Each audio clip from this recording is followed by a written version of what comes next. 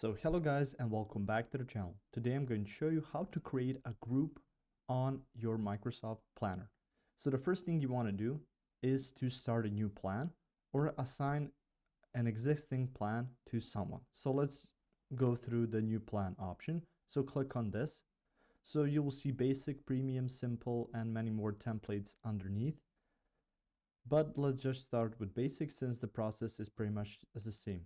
So on here, we'll just put in a plan for a group. And after that, you can add it to pin plans. And you will see the option here, add to a group. So that's optional, but you can do it through here. So if you search for a group, you can create it through there actually. And once you've created that plan, you can see the options on here like names, boards, and so on. So all the basic stuff. And you can see the option share. So on here, you can see create group or add to existing group. So it's the same tab you had before, but for here, you can see your new group. So it's going to be assigned this plan and you can just create it through here or rename it through here.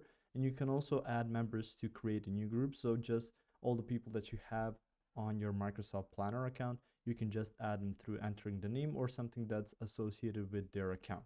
And after that, you can just click on create group. So you can see adding plan to group. So after that's complete, and if there's no hindrances or some setbacks, you'll add that. You can see nice job, you created a new group. So you can see the details of that group. So it will look something like this. If you found this information helpful or useful, you can like the video. You can also share the video. You can subscribe to the channel and click the notification bell to get notified about new videos on Microsoft Planner or some other topics you might enjoy as well. See you guys in the next video. Goodbye.